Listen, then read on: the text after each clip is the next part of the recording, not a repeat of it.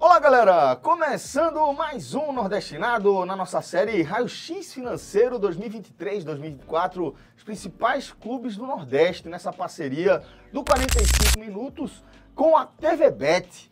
E agora a gente vai tratar do Raio-X Financeiro do Esporte Clube do Recife, maestro, que apresentou para esse exercício aí uma receita recorde, inclusive com superávit, algo que não se via pelas bandas da Ilha do Retiro, coisa de 10 anos.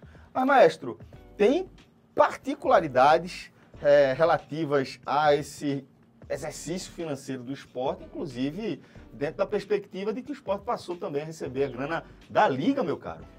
Fala, Celso. Primeiro que não somos contadores. Importante falar. É importante falar. A gente vai tentar, em toda essa série, trazer alguns números e tentar transformar em algo mais compreensível ao torcedor, tentar pelo menos. E de fato, o déficit que você falou, por exemplo, é o saldo negativo entre a receita líquida e a despesa total, a despesa operacional. Quando fica negativo, essa conta dá déficit, quando fica positivo, dá superávit. E o esporte, há 10 anos, sempre dava negativo. E esse ano deu um saldo positivo de 70 milhões. E se você está dando negativo há 10 anos e no outro dá 70 milhões, aí é óbvio que tem algumas nuances e o dinheiro da liga que o esporte se filiou, que é a Liga Forte União, a LFU, fez total diferença. Mas antes eu queria dizer um ponto, é 206 milhões a receita que o esporte teve, a maior receita que o esporte já teve, receita total, desde a Série A de 2018 que o esporte não passava de 100 milhões. Desde a Série A de 2018. O Sport até jogou Série A depois disso, mas não chegou a passar de 100 milhões. Foi 39, 54, 94 e 77 e agora 206. A Liga, ela colaborou, o Sport primeiro, os clubes que aderiram a isso e receberam, eles venderam 20% dos seus direitos comerciais de transmissão, /transmissão, do Campeonato Brasileiro pelos próximos 50 anos.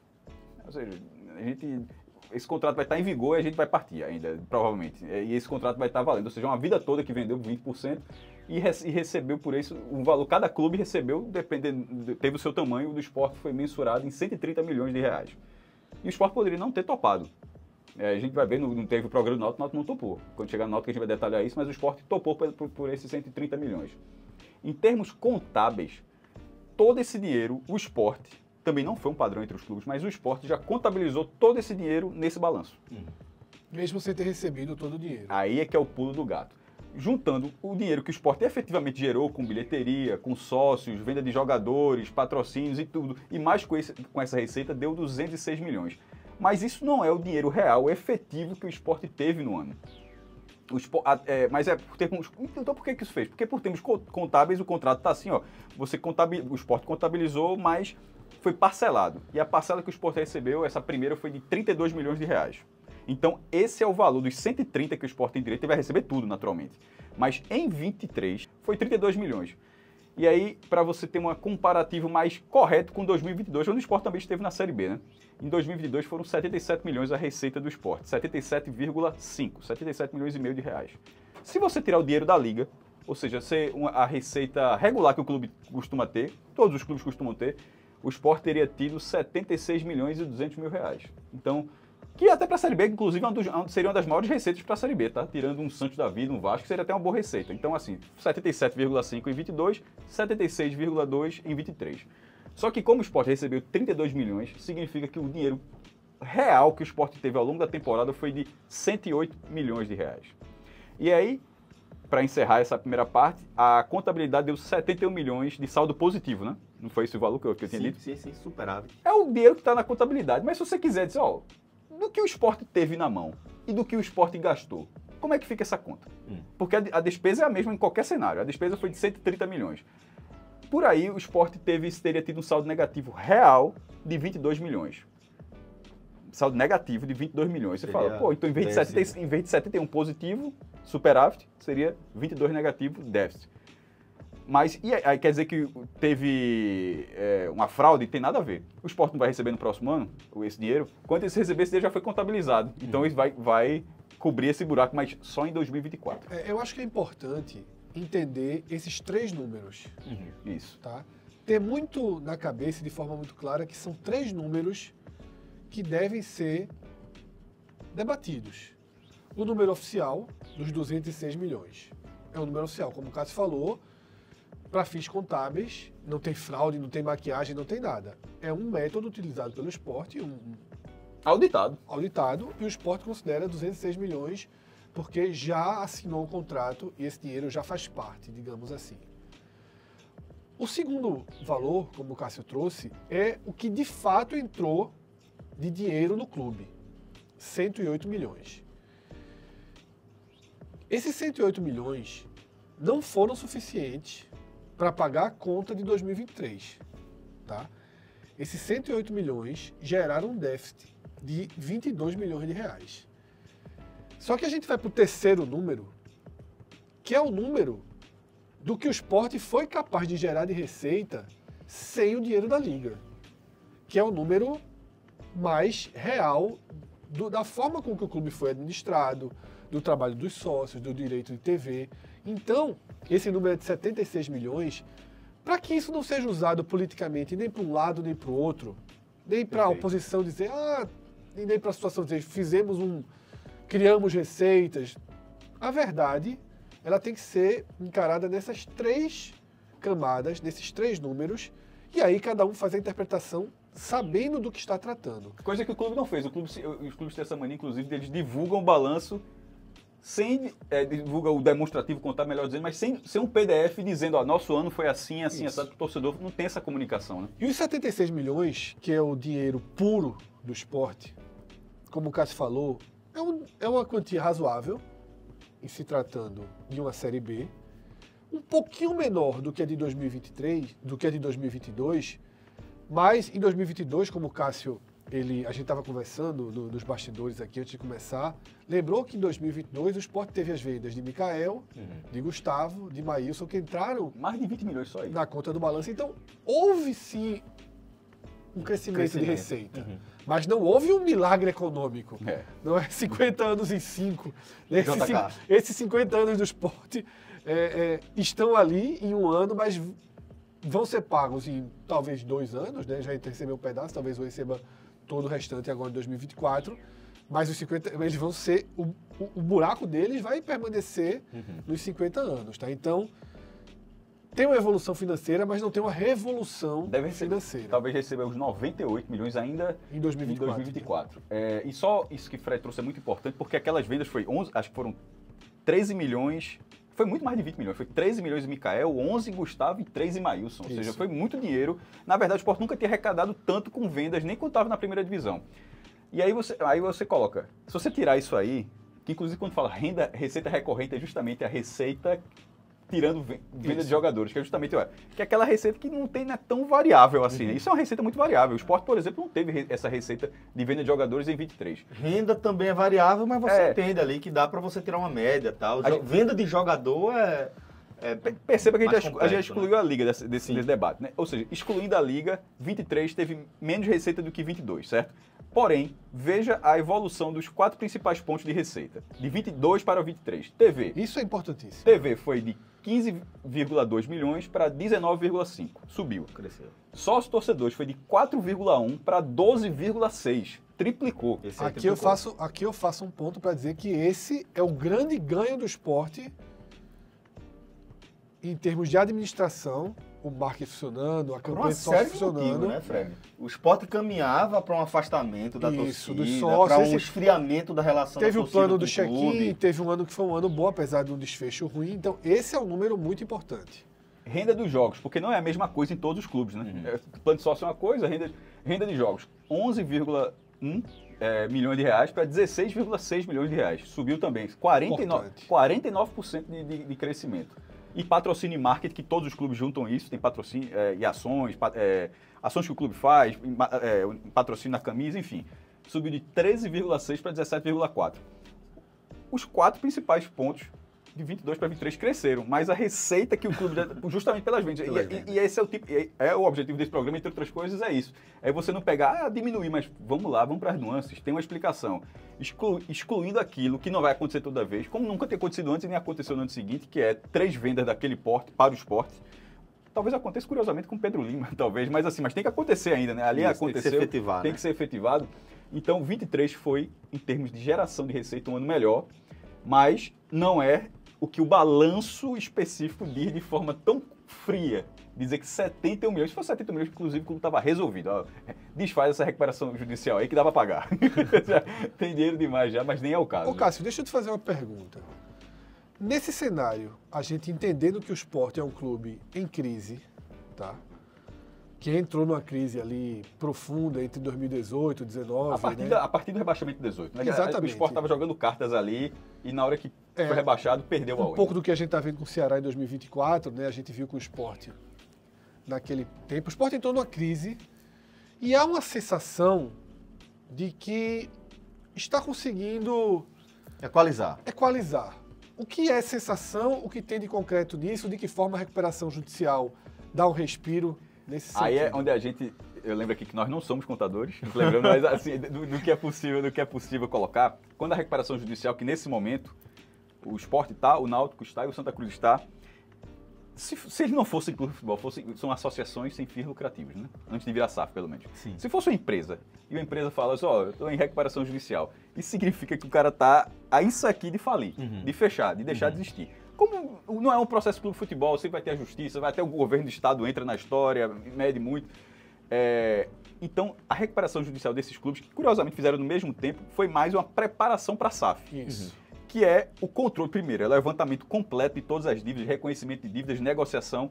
O passivo do Sport, antes de a recuperação judicial, inclusive, está em andamento, não foi finalizada, o passivo do Sport está 276 milhões. Mas só subiu 1%.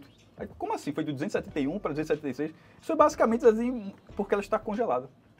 Esse 1% de aumento, porque na hora que o Sport entrou ali em março, mais ou menos, a justiça comum, que tem que acatou o pedido, todas as dívidas foram congeladas, não há mais bloqueio, ou seja, coisa que o clube passou anos, ia pagar um salário, bloqueio da ação daquele jogador que jogou há 10 anos aqui, pegou para pagar uma causa trabalhista. Tudo foi congelado, porque está tudo lá, e está havendo uma negociação coletiva para reduzir esse passivo, e quando se fala reduzir, não é tirar... Não é 276 para 270 não, é de 276 para 130, tirar metade. E é possível com o acordo. E é possível, mas aí o acordo, como é que alguém vai abrir mão de metade? É porque o clube se compromete perante a justiça de que em 5 anos eu pago tudo. E se não pagar, irmão? Aí vem uma rebordosa aí ou seja, justamente que fala, você vai à falência se for sua empresa.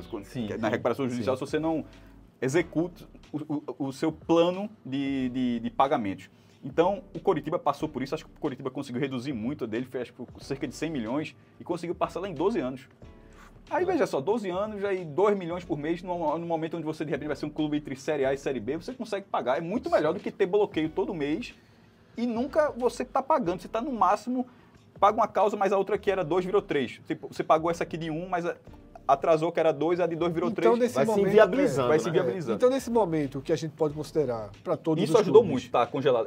Nesse momento pré-SAF, que eu acho que todos os clubes vivem esse momento pré-SAF, a gente pode dizer que o Sport, ele estancou a sangria, estabilizou, mas não teve também uma evolução nesse sentido, né?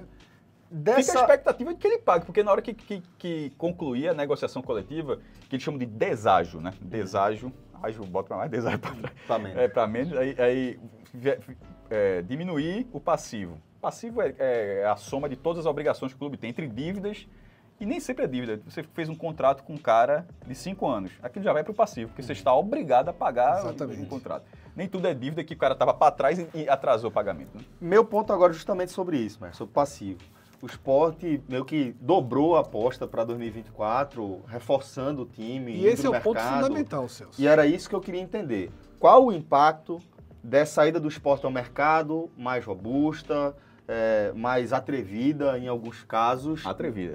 Nesse cenário que a gente está destacando aqui. Eu vou fazer uma pré-introdução para que Cássio responda, que para mim o ponto-chave de entender o balanço financeiro de 23 para 24 é esse. Foi um clube que fez um pesado investimento econômico. Eu não posso chamar de all-in porque sobrou para 2024, mas fez um pesado investimento econômico que não havia no planejamento a opção não subir. que é a que acabou acontecendo, todo mundo sabe por quê dentro de campo e não é aqui que a gente vai mergulhar. Mas eu queria reforçar o quanto o desempenho dentro de campo gerou um buraco que já aparece quando a gente fala daqueles 22 milhões negativos, porque aqueles 22 milhões negativos, se o Sport tivesse na Série A, estaria ok, porque o Fortaleza, claro que é um exemplo que o Sport vai demorar a chegar, mas não vai demorar anos para chegar no patamar de 250 arredondado. A gente tem um vídeo de Fortaleza para você olhar e ver todo o detalhamento do Fortaleza. Mas nessa casa de 250, chegando em breve a 300 milhões, só é possível estando na Série A. 1, 2, 3 anos, você vai chegando. E o Sport, os 22 milhões que ficaram em prejuízo seriam quase que insignificantes para a conta se estivesse na Série A. Não estando na Série A, esses 22 milhões pesam muito. Perfeito. E o Sport não deu um passo atrás. Pelo contrário, o Sport olhou e disse, para eu poder pagar esses 22, eu tenho que dobrar a aposta para 2024. Exato. E aí eu trago a resposta do Cássio. E a aposta de 23 já foi uma aposta de 130 milhões. Isso. 130 milhões é um valor que o Sport não pagou na Série A de 2020. É um custo que o Sport não teve na Série A de 2020. Para dizer um tempo recente. 130 milhões é o custo operacional do clube custo como um do todo, clube. mas o futebol faz... Uns 100 milhões disso aí. Sim, mas é basicamente futebol, muita parte.